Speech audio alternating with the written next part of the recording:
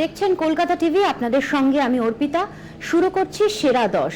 প্রথমেই যে গুরুত্বপূর্ণ খবরে নজর রাখছি, আরজিকর আর্থিক দুর্নীতি মামলায় গ্রেফতার আশিস পান্ডে।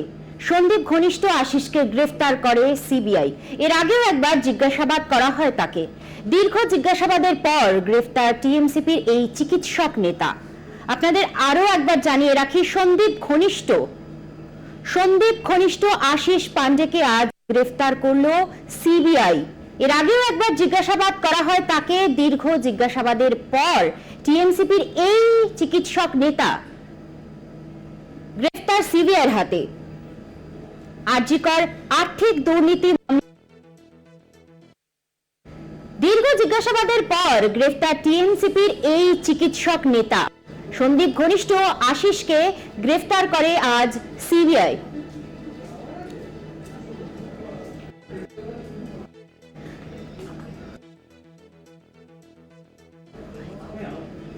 আমাদের প্রতিনিধি আছেন ফোন লাইনে, মাঝি। এই বিষয়ে কি জানা যাচ্ছে?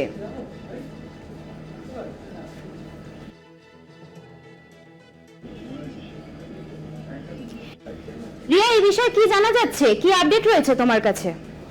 দেখো, তোমায় জানিয়ে রাখবো ইতিমধ্যেই আশিস পান্ডে, ডক্টর আশিস পান্ডে, তাকে গ্রেফতার করা হয়েছে। পিজিটি ছিল এবং হাউস স্টাফ, পেডিয়াট্রিক্স মেডিসিনের হাউস স্টাফ ছিল এই আশিস পান্ডে, ডক্টর আশিস পান্ডে। তাকে দীর্ঘ জিজ্ঞাসাবাদের পর গ্রেফতার করেছে সিবিআই এর অ্যান্টি করাপশন ব্রাঞ্চ। আমরা জানি যে আরজিকর মামলায় যে ফিনান্সিয়াল ফ্রড যে কেসটায় তদন্ত অ্যান্টি করাপশন ব্রাঞ্চ, তাতেই কিন্তু একাধিক জনকে এর আগেই গ্রেফতার করে সহ 4 জনকে এর আগে গ্রেফতার করেছিল। এবং ডক্টর আশিস পান্ডে সন্দীপ ঘোষের ঘনিষ্ঠ, এবং একই সঙ্গে এই যে চক্রান্ত বা এই যে করাপশন বা এই যে বেআইনিভাবে টেন্ডার পাইয়ে দেওয়ার এবং তারা যে রমরমিয়া আরজিকর চত্বরে বিজনেস করছে, এই যে পুরো করাপশন বা এই যে পুরো নেক্সাসটা চলছিল, তার মধ্যে এই ডাক্তার আশিস আরো জড়িত থাকার একটি তথ্য পেয়ে এবং সেই বেসিসেই সন্দীপ ঘোষ ঘনিষ্ঠ পান্ডেকে দীর্ঘ জিজ্ঞাসাবাদের পর গ্রেফতার করলো সিবিআই। ধন্যবাদ তোমাকে। আমরা কথা বললাম আমাদের প্রতিনিধি রিয়া মাঝির সাথে।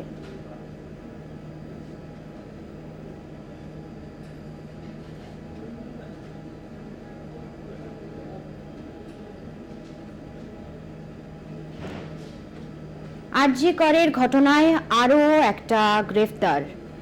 সন্দীপ ঘনিষ্ঠ আশিস পান্ডেকে আজ গ্রেফতার করলো সিবিআই। আরজিকরের ঘটনায় আরো একটি গ্রেফতার। সন্দীপ ঘোষের ঘনিষ্ঠ আশিস পান্ডেকে আজ গ্রেফতার করলো সিবিআই। দীর্ঘ জিজ্ঞাসাবাদের পর টিএমসিপির এই নেতাকে, টিএমসিপির এই চিকিৎসক কে গ্রেফতার করলো সিবিআই।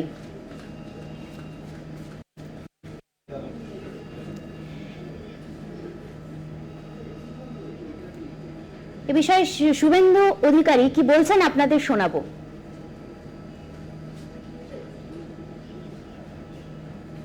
আপনাদের আরো একবার জানিয়ে রাখি, আরজিকরের ঘটনায় আরো একটি গ্রেফতার। সন্দীপ ঘোষের ঘনিষ্ঠ আশিস পান্ডেকে আজ, পাশাপাশি আরজিকরের প্রতিবাদে বিতর্কিত মন্তব্য, প্রাক্তন আইপিএস পঙ্কজ দত্তকে সুরক্ষা কবচ দিল না হাইকোর্ট।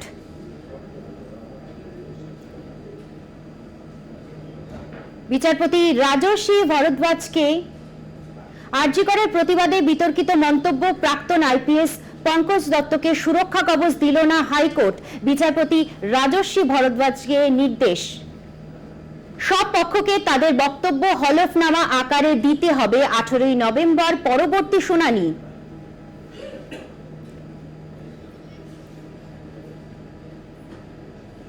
বিতর্কিত মন্তব্যে সুরক্ষা কবচে না হাইকোর্টের। আরজিকরের ঘটনার প্রতিবাদে বিতর্কিত মন্তব্য, প্রাক্তন আইপিএস পঙ্কজ দত্তকে সুরক্ষা কবচে না।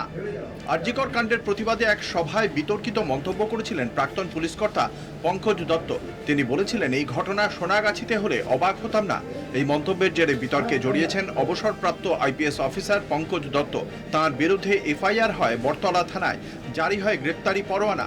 এরপরই রক্ষা কবচ চেয়ে কলকাতা হাইকোর্টের দ্বারস্থ হন প্রাক্তন আইপিএস অফিসার।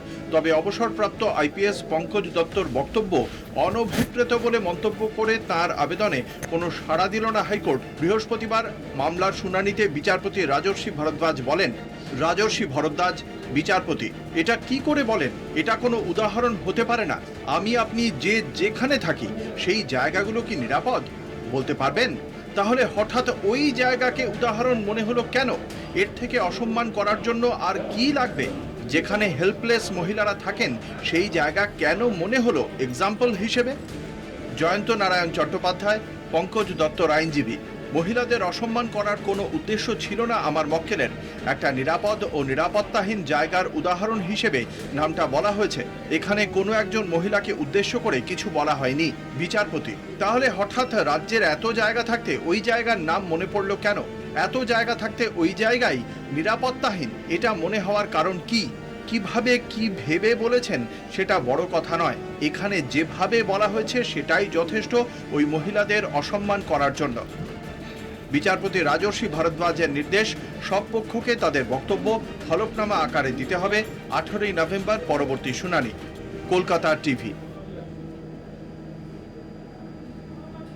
কলকাতা বিশ্ববিদ্যালয়ের অনুষ্ঠানে রাজ্যপাল সিভি আনন্দ বোসকে কালো পতাকা।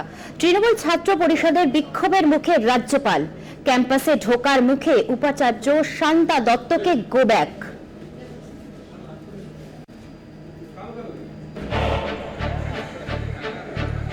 পিএইচডি ডিগ্রি প্রাপকদের মানপত্র প্রদান অনুষ্ঠান ঘিরে ধুন্ধুমার কলকাতা বিশ্ববিদ্যালয়। বৃহস্পতিবার বিশ্ববিদ্যালয়ের মূল ক্যাম্পাসে ঢোকার মুখে কালো পতাকা দেখানো হয় আচার্যকে। উপাচার্য শান্তা দত্তকে গো ব্যাক স্লোগান।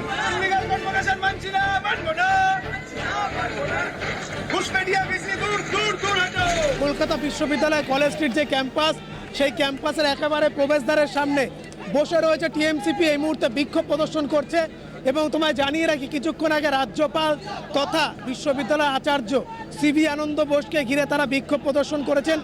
কালো পতাকা দেখানো হয়েছে। তার মূল কারণ যে রাজ্যপাল বিশ্ববিদ্যালয় চালাতে পারছেন না, আচার্য বিশ্ববিদ্যালয় চালাতে পারছেন, এখানে অস্থায়ী উপাচার্য নিয়োগ করেছেন তিনি, এবং সুপ্রিম কোর্ট থেকে নির্দেশ দেওয়ার পরেও এখানে স্থায়ী উপাচার্য নিয়োগ হয়নি। এই উপাচার্য বিশ্ববিদ্যালয় চালাতে ব্যর্থ। দেখুন, যেভাবে ক্যালকাটা ইউনিভার্সিটিতে আজকে কনভোকেশনের নামে বেআইনিভাবে আনকনস্টিটিউশনালি একটা অ্যাওয়ার্ড সেরিমনি প্রোগ্রাম করছে, তার বিরুদ্ধে কলকাতা বিশ্ববিদ্যালয়ের তৃণমূল ছাত্র পরিষদ প্রতিবাদ জানিয়েছে এবং এই উপাচার্যকে বেআইনিভাবে দিনের পর দিন যিনি বসিয়ে রেখেছেন, রিটায়ারমেন্টের পরেও কি সুযোগ সুবিধা করে দিচ্ছেন তাকে এইভাবে বসিয়ে রেখেছেন। যদিও রাজ্যপাল কালো পতাকা দেখানোর এই ঘটনাকে বিশেষ গুরুত্ব দিতে নারাজ। I expect the government to find a solution to this and to give them justice. That is a duty of the government. এদিকে কলকাতা বিশ্ববিদ্যালয়ের রাজ্যপালকে কালো পতাকা দেখানোর ঘটনায় শুরু রাজনৈতিক তরজা। কালো পতাকা রাজ্যপালকে দেখানো উচিত। হ্যাঁ, তার কারণটা হচ্ছে যে এখনো তিনি কেন রাষ্ট্রপতি হিসেবে সুপারিশ করছেন না, এই কথাটা ভেবে এটার জন্য দেখানো উচিত। কেন 356, 355 ধারা প্রয়োগের জন্য এখনো কেন্দ্রীয় সরকারকে তিনি জানাচ্ছেন না। তো রাজ্যপালকে যদি দেখান কালো পতাকা, দেখাতেই পারে, এটা গণতন্ত্রের একটা অঙ্গ। তো আমরা বলবো এনসিপি ছাত্র পরিষদের লোকেদের বা যারা দেখাচ্ছেন ছাত্ররা, তারা বরঞ্চ এটা নিয়ে ভাবুক যে বাংলাটা কি করে চলবে। রাজ্যপাল গেছেন ঠিকই, রাজ্যপালও খুব সুবিধের কিছু নন এবং উনি অতীত অভিজ্ঞতা হচ্ছে উনি স্টান্টবাজিতে যতটা আগ্রহী, কাজের কাজ কিছু খুব একটা করেন না, কিন্তু নিজেরা সরকারের থেকে নিজেরা খুব কালো পতাকা বেনিয়ম অনিয়ম দুর্নীতির জন্য আমি খুব বুঝলাম না আর কি। সাধারণত রাজ্যপাল বা রাষ্ট্রপতি এদের প্রতি কালো পতাকা তো দেখানো হয় না কোথাও।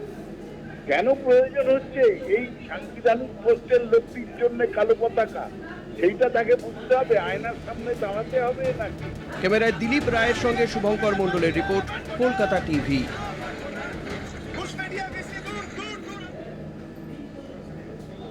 ফিরছি অন্যান্য খবর নিয়ে, সঙ্গে থাকুন। দীর্ঘ 9 বছর অপেক্ষার পর অবশেষে হাতে এলো নিয়োগের সুপারিশপত্র। বৃহস্পতিবার থেকে শুরু হয়েছে উচ্চ প্রাথমিকের চাকরি প্রার্থী। বাকি বিষয়ে দীর্ঘ আইন জট কাটিয়ে হাতে সুপারিশপত্র পেয়ে খুশি চাকরি প্রার্থী।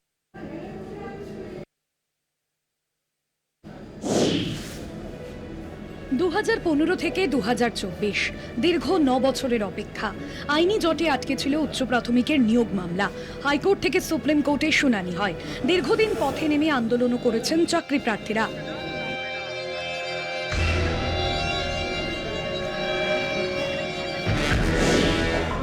অবশেষে পুজোর আগে মিলল স্বস্তি।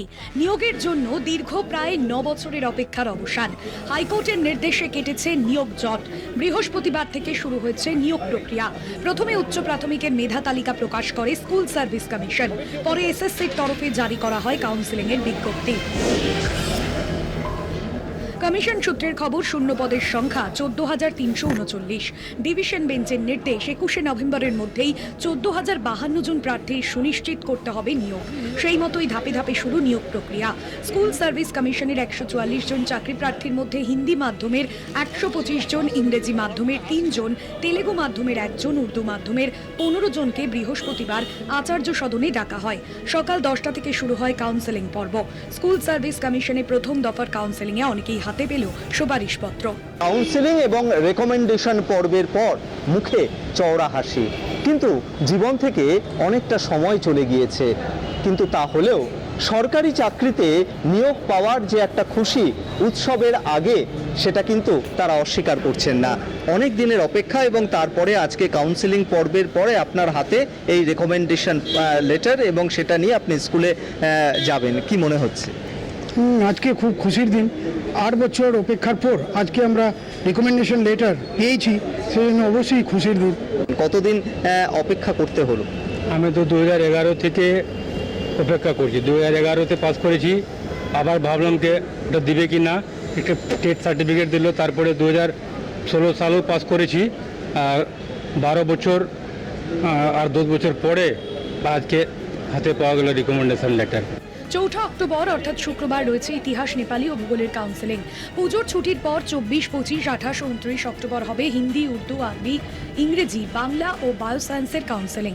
বৃহস্পতিবার কাউন্সেলিং এর জন্য এসএসসি ভবনের নিরাপত্তা ছিল জোরদার। প্রথম দফার কাউন্সেলিং এর পর সেই রেকমেন্ডেশন লেটার নিয়ে তারা যাবেন নিজেদের যে স্কুল রয়েছে, যে স্কুলে তাকে নিয়োগ করা হবে সেখানে, এবং তারপরে যাতে নিয়োগ পর্ব সুষ্ঠুভাবে সম্পন্ন হয় সেই আশা নিয়েই তারা বলছেন যে অনেকটা সময় চলে গেলেও শেষ পর্যন্ত যে জয় হলো সেটা নিয়েই তারা অনেকটাই খুশি।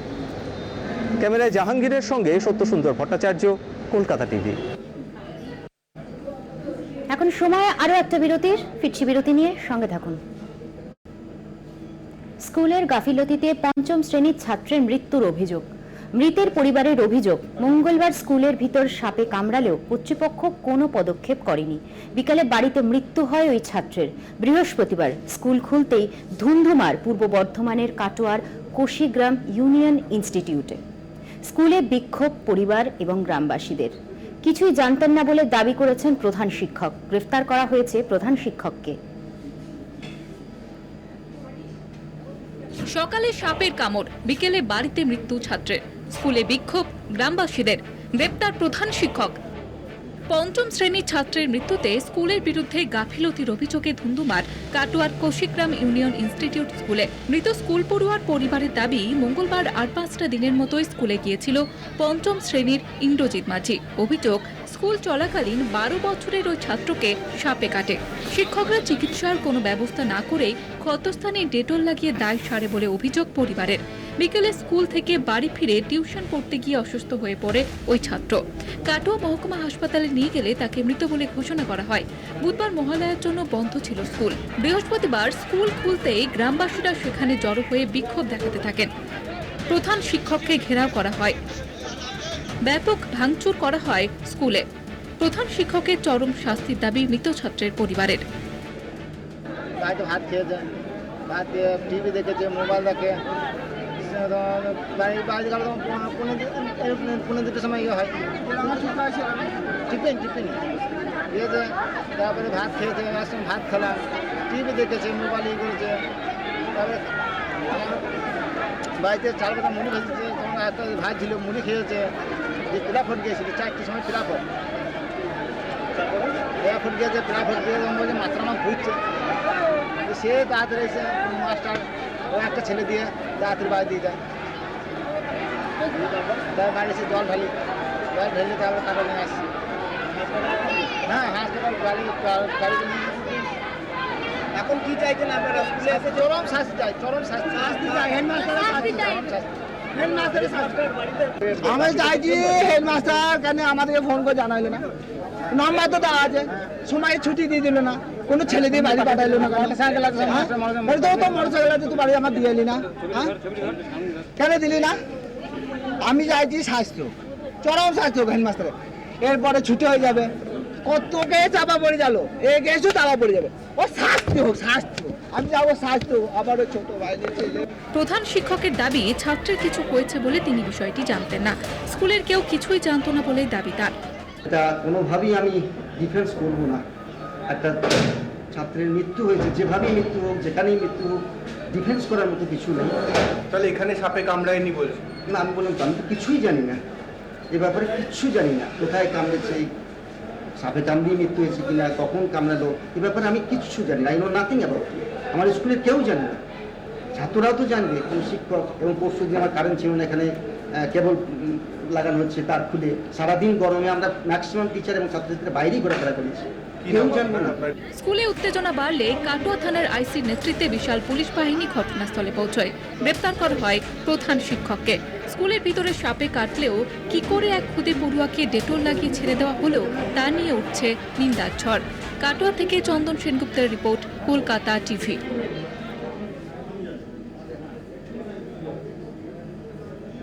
অর্থের অভাবে বন্ধ হয়ে যাচ্ছিল পুজো, লক্ষ্মী ভাণ্ডারের টাকা বাঁচিয়ে পুজোর আয়োজন করলেন মুরুটিয়ার মহিলারা। স্থানীয়রা জানান, এখানে দীর্ঘদিন ধরে পুজোর আয়োজন করে আসছিল এলাকার যুব গোষ্ঠী নামে একটি ক্লাব। এবছর আবহাওয়ার কারণে চাষাবাদে ব্যাপক ক্ষয়ক্ষতি হওয়ায় পুজোর অর্থ জোগাড় করতে পারছিল না, তাই গ্রামের মহিলারা একত্রিত হয়ে লক্ষ্মী ভাণ্ডারের টাকা বাঁচিয়ে উদ্যোগ নেন পুজো করার।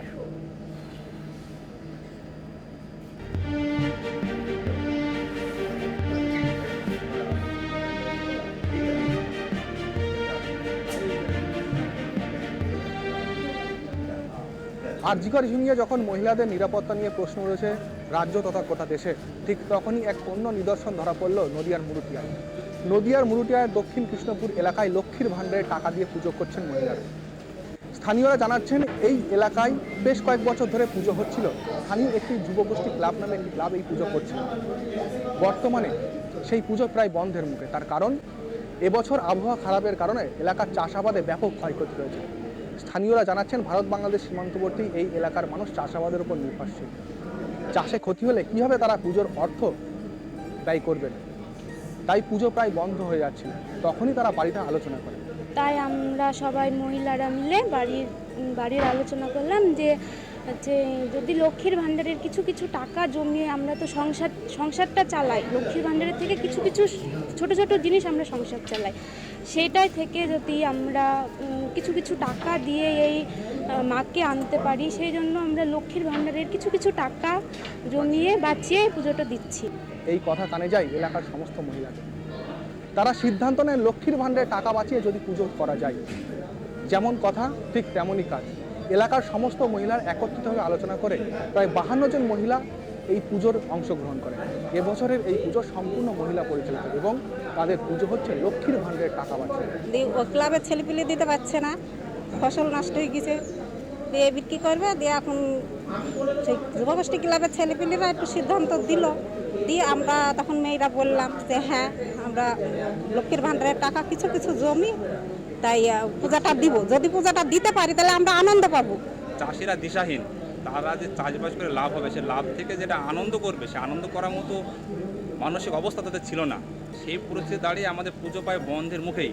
তো এই মতো অবস্থায় আমাদের সকলের মনের অবস্থা খুব খারাপ। তখন আমরা বাড়ি থেকে আলোচনা করি যে এবছর আমাদের পুজো এবার হবে না। তো তখন মেয়েরাই সিদ্ধান্ত নেয় যে তাদের যে সঞ্চিত লক্ষ্মীর ভাণ্ডারের, সেই লক্ষ্মীর ভাণ্ডারের টাকা দিয়ে তারা এবার পুজো দেবে এবং তাদের লক্ষ্মীর ভাণ্ডারের টাকাতেই এবারে আমাদের পুজোটা হচ্ছে। পুজো হচ্ছে, মা ঘরে আসছে, আনন্দে মাতবে এলাকাবাসী। এখন তারই প্রস্তুতি প্রায় শেষের দিকে। মুরুটিয়া থেকে সন্তু সাহা, কলকাতা টিভি। সেরা দশ আজ এই পর্যন্তই। দেখতে থাকুন কলকাতা টিভি, রাত দিন 7 দিন।